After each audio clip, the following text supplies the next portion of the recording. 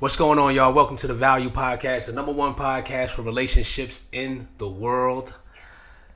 I'm Jamel Jackson, your relationship mechanic. I focus on repairing, evaluating, and giving you the tools you need to maintain healthy relationships. I told y'all before, listen, when I have these world changes on, I'm not even going to attempt to introduce them because I'm going to mess it up. I just know I'm sitting here with an amazing woman by the name of Ivory Shields. Ashe. I'm super. Let them know what you're doing about the brand. Healing is a lifestyle, period. Go ahead. I'm just let you do it, man. I just know today y'all about to get something good today. Well, first and foremost, let me just say this. Ashe, and thank you. Thank you for allowing me to be on this platform, on with you. I love what you're doing. I've been watching you for a while, and I'm seeing the growth. I'm seeing the progress. I'm seeing the lives that you are touching, and it's amazing to witness. Yes. So I want to give you your kudos. I want to give you your flowers now. I know you're an entrepreneur behind the scenes, but you're also an artist. You're a relationship expert. You care about the people, and it comes across in your work. And so I'm just honored and delighted to be a part of your program and a part of your platform today. So thank you for that. Oh, thank you. You're welcome. Absolutely. That's first and foremost. So I am Ivory Shields. I'm a healer and an artist.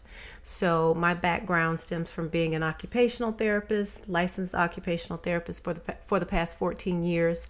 I'm also a spiritual life coach, a healer, and an intuitive. As far as the artistry side goes, I'm an actress.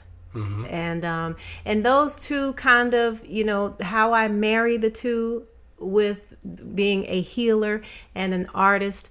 I believe that art is imitation of life. And I'm able to, what art has done has allowed me to express myself, the many different sides of myself as an artist that I may not be able to in the real world, but I'm able to explore and express myself as an artist. And when I say express myself, I mean all those shadow sides that we all have. And shadow sides we are going to be talking about today. We're going right in because in relationships, this concept or this phrase I'm about to mention is sometimes is overlooked, or we say it a lot. It may come out as a cliche term. I'm teaming up with my partner. I'm teaming up with my friendship or my family. This is what we're going to do. We are coming together and we're going to break generational curses. Yeah. So when I say generational curses, what comes to your mind? Well, like you said, very cliche. I remember when I would use that term. But I will say, since I've studied, since I've been on this journey of studying different religions and philosophies and witchcraft and all different kinds of things, I've studied a lot. And what I know now in my journey is that curses, and that's generational curses, it's used very, a lot of people don't really know what they're saying when they say that. What I know about cursing is that people can't put curses on you unless you agree to them. See, most people don't know that, but that's truth. And it's okay if you don't know that, but that's truth. But what's happening is how I'd rather view it, or I can offer what I offer is a different perspective. It's more karma. It's generational karma, if you will. And whether or not you believe in karma, that's okay because it's still true. Because karma is just another word for saying that for every action, there's a reaction. So it's really just a universal law of cause and effect. So what you see happening a lot of times with generational curses, where you'll have a whole family who is just what we see, what someone else sees, or someone who is in it who wants to be different. We see people around us who are not doing well, they're suffering, they're in pain, they're in mental bondage. A lot of times what that is just a direct result of some karma. I want to read the definition of this generational curse. Describes the cumulative effect on a person of things their ancestors did, believed, or practiced in the past, and a consequence of an ancestor's actions, beliefs, and sins being passed down. And then for curse, I have a solemn utterance or invoke of a supernatural power to inflict harm, punishment on someone or something.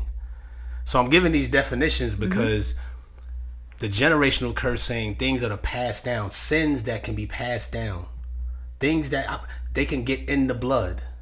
So when you hear the two definitions, what comes to your mind now?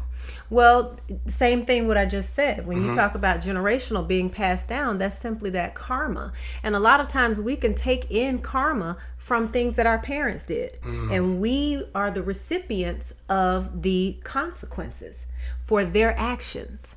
So it's simply karma. That's the way that I look at it. Yeah. And as far as cursing, again, everybody, I think most people now know the power of the tongue, the power of our words. Like that's in the Bible. In the Bible, you know, you can take what you need out of it and, you know, however you approach it. But as far as cursing goes, we have to be careful about using this word curse. Because again, if you understand how cursing works, you have to be in agreement with this curse. This is my understanding from studying these things, from studying how cursing and curses work. And don't ask me how I know that, y'all. I come from a generation of people who have done, you know, who have studied those kinds of things as well, witchcraft and black magic and white magic and all of that stuff. So you have to understand how curses work, and to constantly say that my family has a generational curse, you're subscribing to that and you are agreeing to that. You know, it's interesting when you say that. There was a lady in our family, and when I was younger, I think I was about 10 or 11 years old, and she used to sit in the back room of my aunt's house. My cousins and them, they lived there. And my mom used to take us there to visit my cousins, and we used to play with my cousins. And this apartment that all my cousins and my particular family lived in, very overcrowded. And there was this lady, actually, no, I want to say this lady, she was my mother's sister. So your great aunt. My great aunt, yeah, I meant to say my great aunt. So that particular room, I would never go back there. But when you walked in the house and you went toward that room, just me, everybody else seemed to just be being kids and just doing what they were doing, you know. But I was very sensitive even at that age. And so I would walk back there and it'd be like this eerie feeling. And I remember walking back there and I seen her, and she would be sitting on the edge of the bed and she'll be watching TV. And it was just always dark in there. It would probably be the light from the TV. And it was just always this eerie feeling, like, and I was like, man, and I remember asking, who is that woman? Like, she wouldn't be talking too much or nothing like that. And then I remember one day we were walking down the street. It was a sunny day. We were going to the pool, my cousins and I was always like, I would say fearful of her, because it was just something that just was just eerie. And she was walking, and my other cousins went up, they hugging her and everything, and I'm just like, wow, like, how are they doing that? And then she got closer and she was like, hey, Jamel. And I was like, no. And she wore all the, you know, the pearls, the big pearls with the bracelets and all these, the big long dress. It was in a lot of makeup. And, you know, they come to find out, my mom and I, we were having a conversation, this is probably about maybe 2 years ago. And we were just talking, you know, around the barbecue. And I was like, who is that lady? She was like, that was your great aunt. And she was like, she was into a lot of, you know, voodoo and witchcraft and stuff like that. So me, at my younger age, not really maturing my thoughts, not knowing what any of that was. Of course, now I do. Right. At that age, though, I was very sensitive, and it was like, but this particular woman was in the family, and then I saw the house that she lived in, or the apartment that she lived in. It was chaos in that home. You know, so I believe that did have something to do with it, and I don't even know what she was, to the extent that what she was practicing and what she was speaking over individuals in that home, and then here we go with this generational curse. I'm not saying she's the reason of it, but I'm pretty sure it had an impact on our family. Sure. To the point that somebody has to stand up and, like, when we come together with our significant other, somebody has to break this, or it continues to be this cycle. So have you have you seen that pattern with any of your friends or even in your own life where there's like a cycle and you're like, man, where's this? Why am I responding like this? Why am I doing this? Why is this behavior so repetitive in my life? Yeah, and just to kind of touch on your great aunt, I want to point out to you, because you are a change maker in your family. You are the person who is destined and being called to what I like to think, or what I like to call it, is disrupt the pattern. Disrupt these patterns of behavior that you have witnessed and that you have developed yourself, or you know, at one point you tried to develop these behavioral patterns that you witnessed as a child, and you saw them. You were able at a very young age, like myself, we were able to take ourselves out of the situation and kind of see it from an objective perspective, kind of see it as a person watching a movie. We were able to kind of take a step back, take ourselves out of it and see it for what it was, and understand and know it clicked for us. Okay, I want to do something different. And so kudos to you for having that, but not just kudos, you're just destined. You know what I mean? People who are typically here to disrupt the pattern are very sensitive people. So you felt all of that energy. And based on what you're saying, I don't know all of the circumstances, but I have a hunch that if there was black magic and witchcraft being done to hurt other people, then that karma was coming back in that family that was chaotic. That karma was coming back for them to feel that, if there was a lot of chaos going on. So yes, I have had that experience myself where, like I said, I was able to step back from a very young age and say, I don't want this. I want to do something different. I didn't know what that looked like at the time when I was a kid. I didn't know how I was going to do it, but I knew I wanted something different. Something deep down inside of me was like, there has to be something better. There has to be a better way of living. There has to be a better way of thinking. There has to be a better way of existing. There has to be a way to thrive and not just survive day to day. Like, I don't know if I'm going to be alive. I don't know where I'm going to get money from. I don't know what tomorrow's going to bring. Just all of this despair and heartache, and there has to be a better way. So yes, I did experience that. And I do think that people who are called to disrupt the pattern, they are destined for that. Everybody's not destined for that. Every family doesn't have that. It just depends. You know, it's interesting when you say that word destined, because when you, at that particular age, with my limited understanding, as I begin to grow in understanding from 12, 13, 14, I think around maybe 13 or 14, I became involved with the streets, drinking at a young age, dealing drugs. So somebody watching this or listening to me, well, if you're destined, then why are you dealing with these obstacles and challenges? That's one of the main reasons.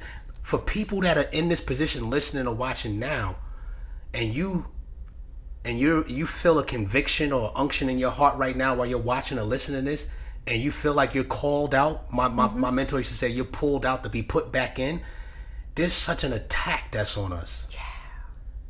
We got to get to that part, because people, like I said, we want to, life and death are in the power of our tongue, and we put these words out there. I'm a generational curse breaker. You better be aware of what you're saying. Absolutely. Because the powers that be and spiritual forces, they hear that and they're like, oh yeah, we know you are. Absolutely. And that's why your family is under attack, like it's under attack. That's why your relationship is under attack, like it's under attack, because we know you are called out, and we know there's a light, and it doesn't make you better than anybody else. There's just a difference. And there's a specific type of light and energy that's beaming out of you that these powers see and say, oh, you know what? This one we have to destroy. Because if they get it together, if they come into the full knowledge of who they are, then they'll be the one to change this whole entire family, let alone not the family, maybe a generation. So we got to take them out. And then you feel this pressure and this weight, like myself. And so the exit strategy from the weight is like, I feel the weight. I know that I'm called to something, but it's so much weight. And it's like, without full understanding, to drown out the voices that's calling me to this greatness and that inner being that's pushing me towards greatness and pushing me past the limit. I'm like, you know what? I think I need a drink. I think I need to smoke some weed. I think I need to get involved with this gang. I think I need to do this or do that. And then you got people around you, because we're going to talk about, I'm going to move into environment that are around you. They may see it on you physically, but then there's something that works through them to attack you. Not saying that the people are bad, but now they're offering you things. Hey, why don't you? It might be a woman. Hey, why don't you get involved with this sexual activity? But the spirit behind it knows. Okay, this is what we're going to use to destroy her or destroy him. That environment, that pressure of being called and knowing that you're the one pulled out. You're under attack. You know, I remember experiencing those same feelings. Like, why the hell is this happening to me? Why am I'm trying to live right. I'm trying to do the right thing. I'm trying to stay on course. I'm trying to stay in my lane. I'm trying to be a better version of me. I'm trying to do things differently. I'm trying to be better. And what I understand now is that it's all par for the course.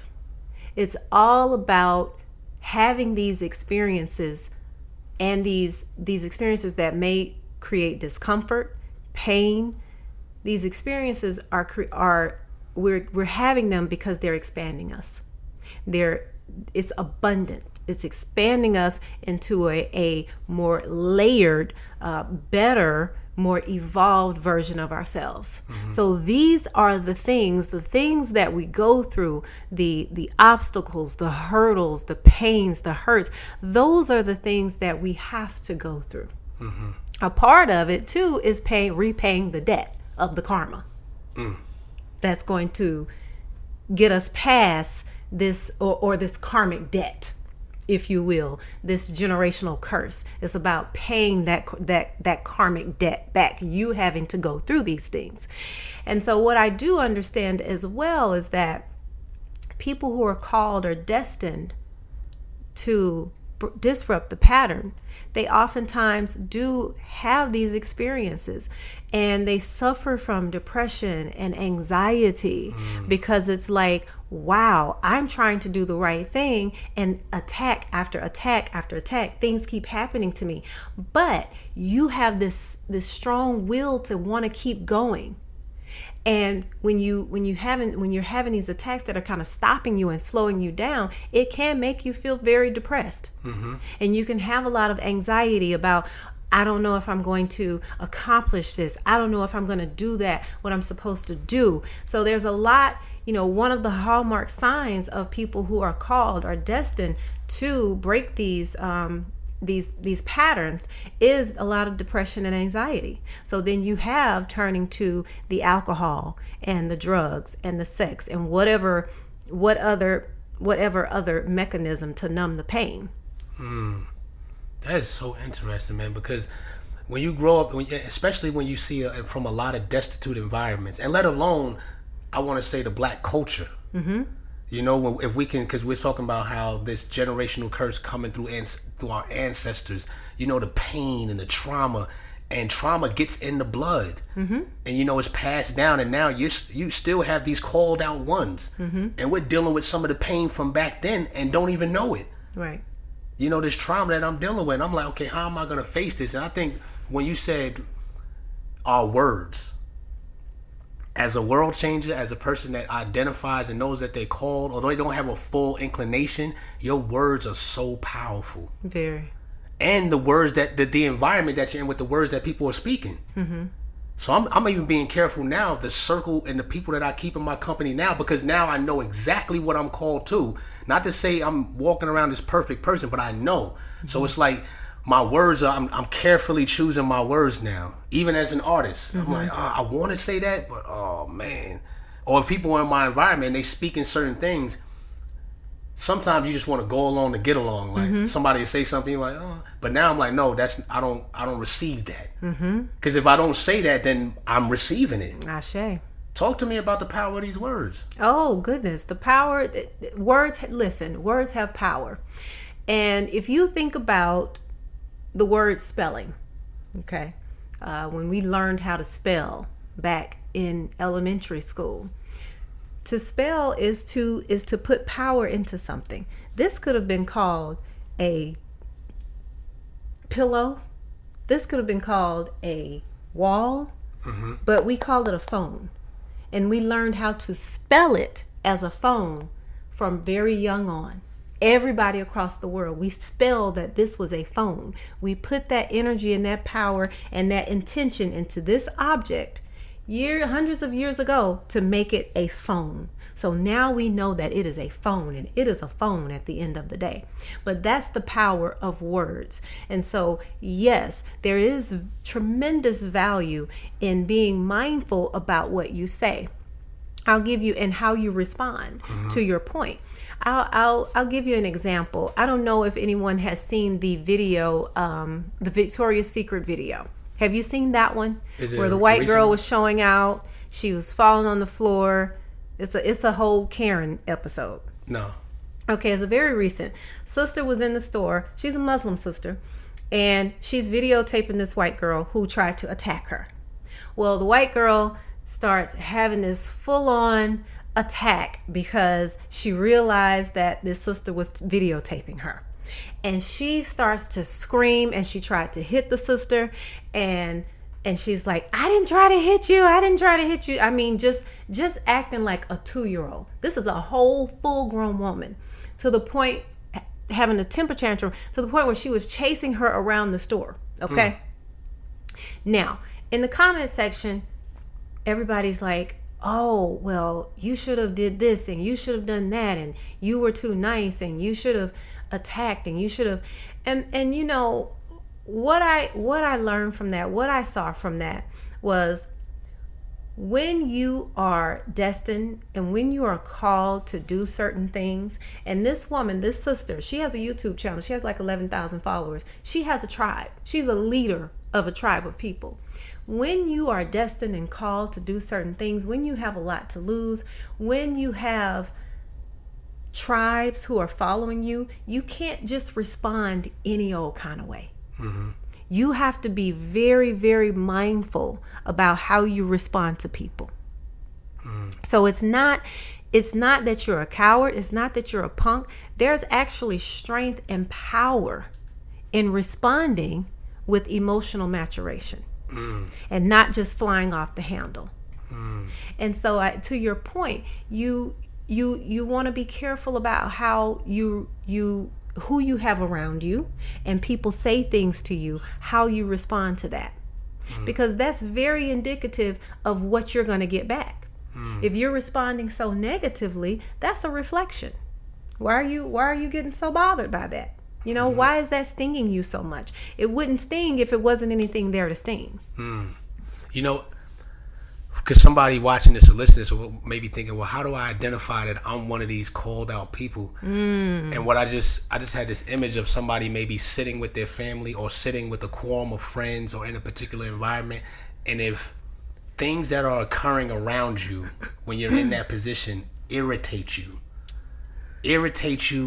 to the point that you're like, I don't like this, something has to be done. Not that the people around you are bad people, but it just irritates you in some type of way. It stirs you up to want to see change. Yeah. That's how you know you're the one. Yes. And I'll add to that, and I was thinking about this, and I was thinking about these people, what these people look like. These are people who are, yes, everything you just said. And these are people who are always in their heads. Okay, you're always thinking. You're always thinking about what the next strategy is, what the next play is, what the next move is going to be, which also leads to a lot of anxiety because of the uncertainty of not knowing, okay, what's going to be next? What is the best next move? Or I don't know what's coming down the pipeline, but I want to do something great. So these people are people who are always in their heads. These are people who are very hard on themselves. You are your biggest critic and perfectionist and want to do everything perfectly.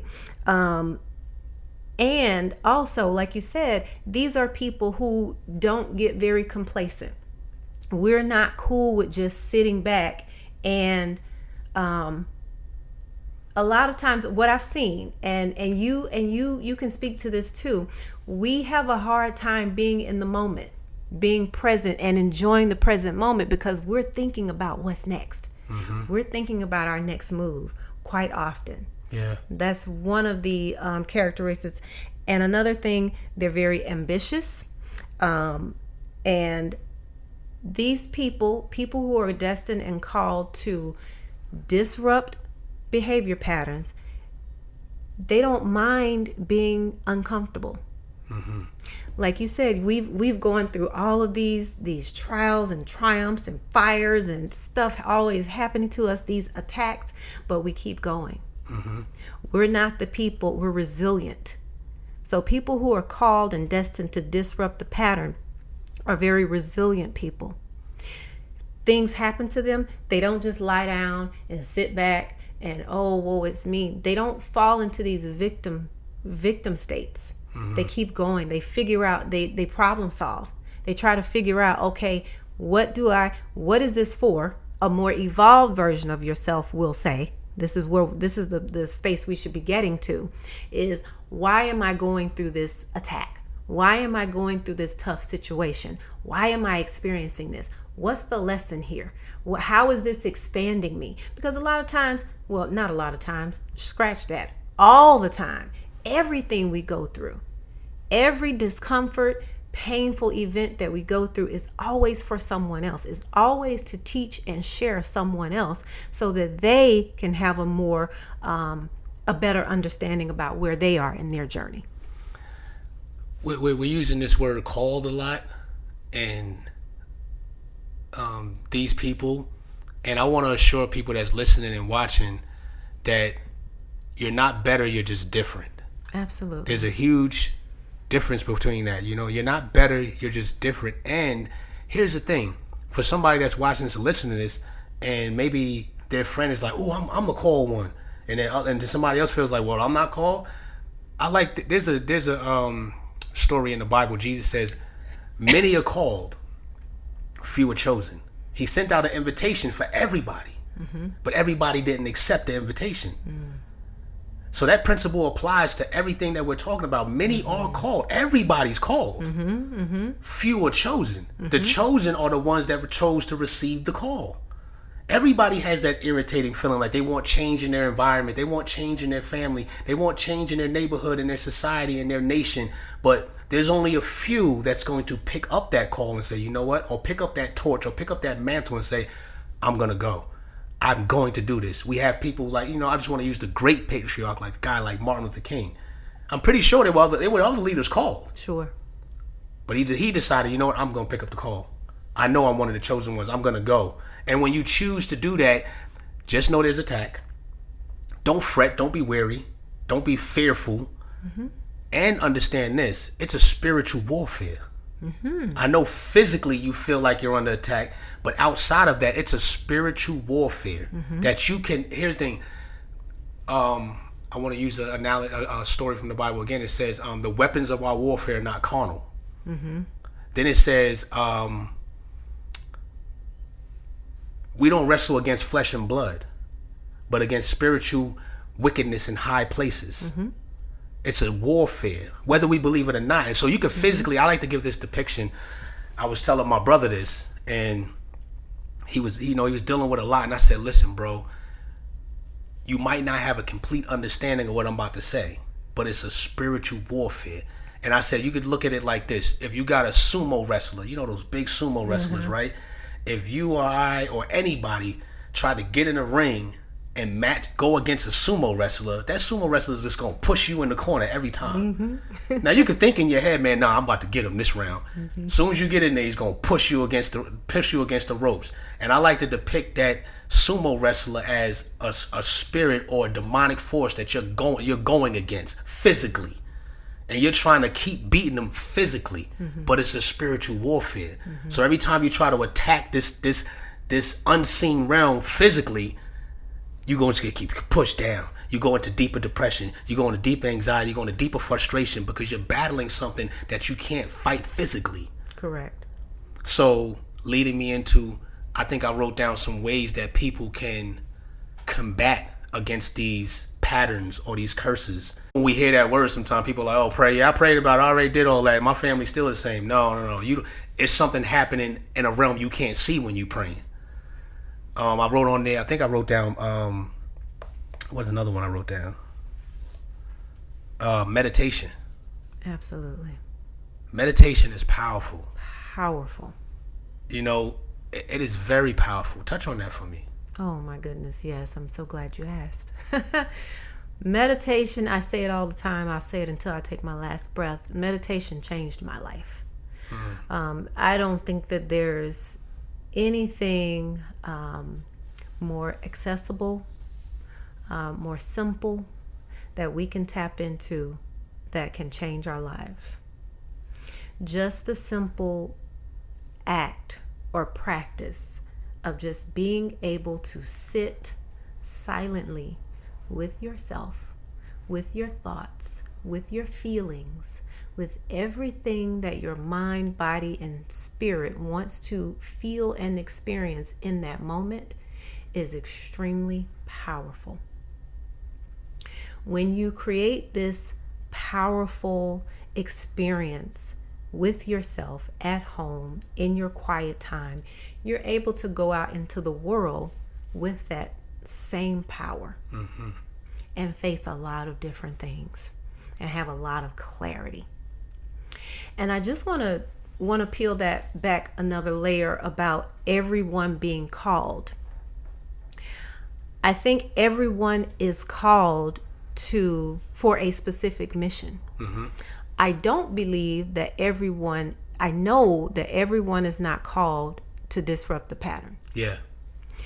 But we're all called for our own unique, special mission here in life on this earth. So, and your mission is not, like you said, is not any more special than mine, than Kobe's. No, their mission, they're our own unique missions, and they're all very special and important. The thing about, and the reason I say that everyone is not called to disrupt the pattern is because I want to touch on a point that you said before. When you are that person in that moment, when you are the person who's called to be that change, be that disruptor, you look and you're like, oh my God, it's so much. Like, it's overwhelming. Like, I can't change everybody. Like, is this the whole family who is jacked up? What we understand, and this is where the meditation piece comes in, you have to start with yourself. So people who are called to disrupt patterns, generational patterns, they understand that there is a need for self-improvement, self-discovery, self-mastery first, so that they can be the reflection that they want to show up in front of them. Yeah, you know what? It's an inner work first.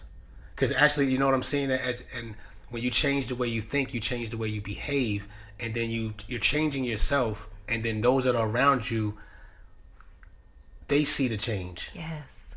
And it almost for those who desire to change will start to change with you. Exactly. You don't even have to go and say, Uncle such and such, why don't you stop that?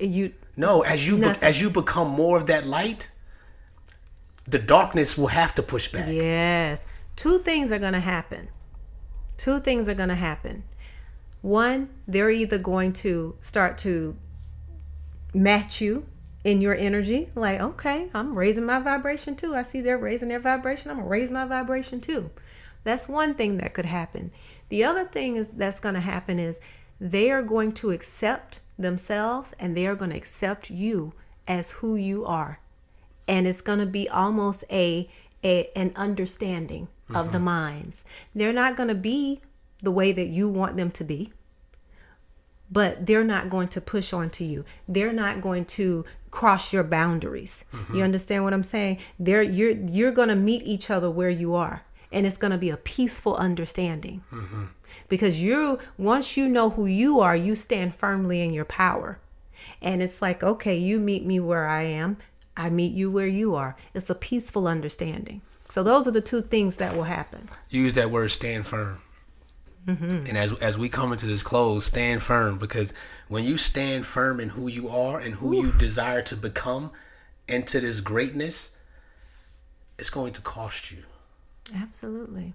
And so we spew out this word, even when we have relationships, significant other, and we like, listen, babe, I'm destined, and I'm destroying all the general curses and the patterns in my family, and maybe a significant other has the same language. Just know that it's going to cost you.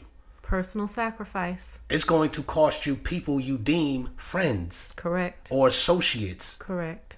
Family. Correct. And that's where I believe some of us sway back into familiarity and back into our same pattern, because it's like, I don't want to lose him. That's my best friend. That's my homie. That's my homegirl. That's my uncle. That's my mom. That's my dad. Now it gets touchy. Yeah. Because I can't lose that. And here's the thing. I'm not saying like you throwing people away. But it costs when you desire to stand firm and demand change in yourself and demand change around your peace. Nothing is impacting or interfering with my peace anymore, and you choose to put your foot down. And when you put your foot down and really stand firm on it, sometimes you're going to lose some things. Oh my goodness. So remember when I said people a lot of times will experience depression and anxiety? Yes. We get sad and we get depressed about loss, right? Grief. It's grief. So like you said, when we lose family members, when we have to cut off family members, people who are near and dear to us, that's a loss. So we grieve. So it's normal for people who are called to break generational patterns. It's normal for them to experience at some point in their journey, and quite often, these bouts of depression and anxiety, because you're having to process a lot of loss, a lot of grief, because you're moving to the next level. You're moving into this lane that you're being called into. Mm-hmm. And I think that there's value in knowing that and understanding that, because that pushes you, that inspires you, encourages you to see it for what it is. Okay, this is what I have to go through. But I also understand that on the other side of this experience is greatness. Mm-hmm. There's something beautiful that's coming. There's something beautiful coming down the pipeline as a result of this. Because anytime you're losing something and you make peace with that, you're making space for something brand new and beautiful to come into your life. Yeah. You use that word value, and I always say valuable people attract people of value. People think it's just a cliche term. I really believe as you're adding this value to your life and you desire to stand firm, like you said, this new quorum or this new circle of energy, now you present an opportunity for more greater value to come to you. Absolutely. Mm-hmm. Wow. Mm-hmm. Some of the curses or the patterns I had wrote down were drug addiction, sexual promiscuity,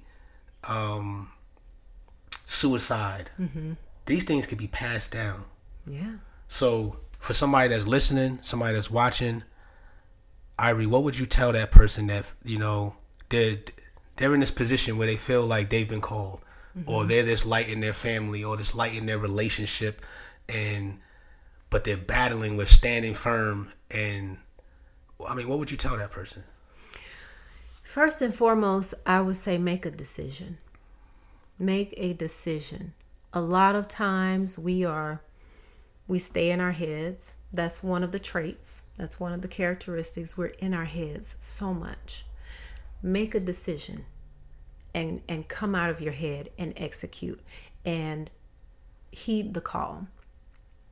Understand that what you're experiencing, the discomfort, the pain, the heaviness of it all is all a part of the expansion process. It's all a part of the journey. It's all a part of adding more and more layers to you. Because what you have to understand is that you are doing something very big. To much whom is given, much is required. You're doing something very big. Your mission is to impact a lot of lives, whether those lives are just people in your family or people in your family and outside of your family, in your neighborhood, in your community, in your state, in the world. You're called to touch a lot of lives. So you need to have a lot of layers.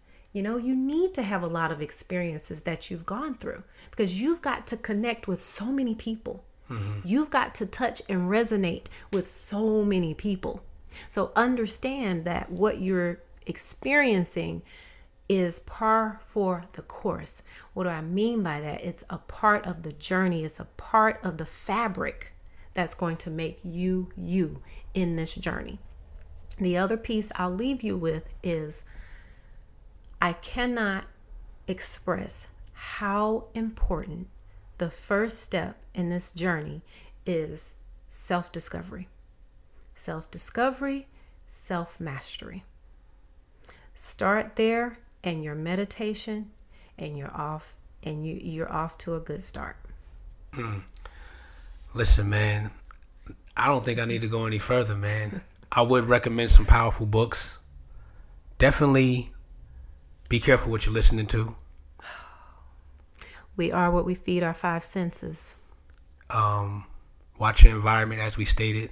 Listen, man, I'm here with the great Ivory Shields, man. We on the Value Podcast. Tell them some more about this T-shirt, and then also, I want to tell them a little bit about the TV show.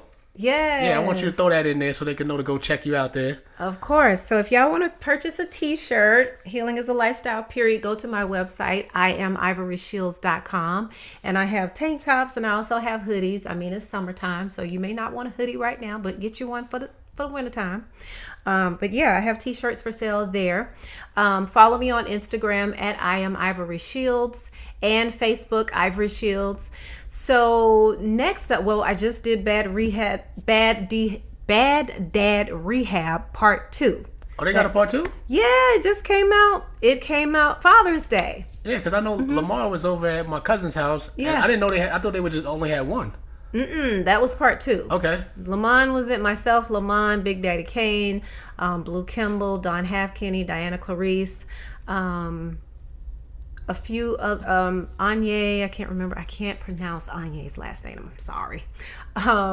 But just a beautiful cast, a beautiful story about Black fatherhood, Black and brown fatherhood, a family movie that everybody can enjoy and watch, giving homage. I was honored to be a part of the project because it was a really well-written story that gives honor and homage to fathers and fatherhood. So please check it out, because we don't have enough films out there giving homage to men and in their roles as fathers. So please check it out and support. It's on TV One, Bad Dad Rehab Part 2.